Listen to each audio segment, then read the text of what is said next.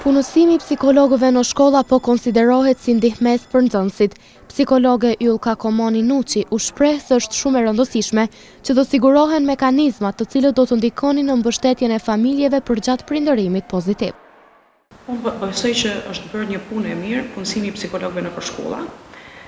Kjo ka me qenë ndihmes, edhe në fakt është ndihmes për nxënësat të cilët kanë nevojë më shpreh, që kanë nevojë më marrë këshilla, që ka nevojë që dikush mi kuptu botën emocionale të atyre, gjithsesi nuk duhet të mjaftohemi me kaq.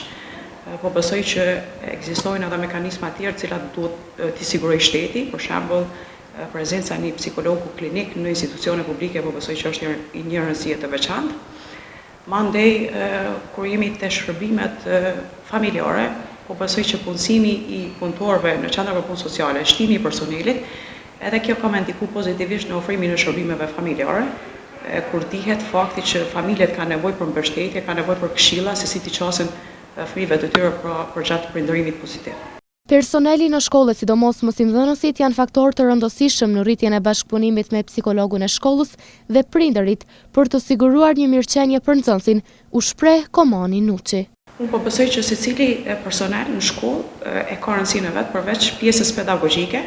Mësimdhënësat kanë mundësi të shohin nxënësat, të shohin ndryshimet, të shohin ndjesitë e nxënësave dhe në këtë mënyrë edhe i referojnë qoftë psikologu i shkollës apo i kanë kontakte të vazhdueshme edhe me prind t'i adresojnë problemet e kështu me radhë. Kështu që po besoj që kanë rëndësi personeli.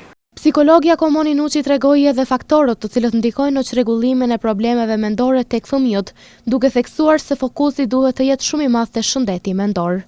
Faktorë që kanë me ndiku ma tepër në çrregullimin e vështirësive apo në çrregullimin e problemeve mendore, të cilat i atakojnë më shpesh, janë mungesa për qëndrimit, vështirësi në komunikime të tjerë, probleme sociale, konflikte të vazhdueshme ndërmjet bashkëmoshatarëve, ndjesia jo e mirë ndaj vetes, ndaj të tjerëve, mungesa emocionale e kështu me radhë.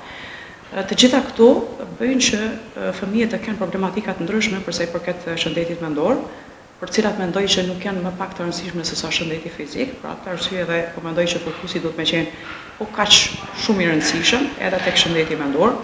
Fëmijët shpeshherë vinë me çrregullime të ankthit të përgjithësuar, me simptomat e depresionit, me mungesë të kënaqësisë në përditshmëri e kështu me radhë. Më tepër afërsi emocionale, më pak gjykim, më shumë mirëkuptim. Në këtë mënyrë sigurohet respekti i fëmijëve ndaj prindërve dhe kujdestarëve dhe në këtë mënyrë arrihet disiplinimi duke kuptuar botën e tyre emocionale, tha mes tjerash psikologja Ylka Komani Nuçi.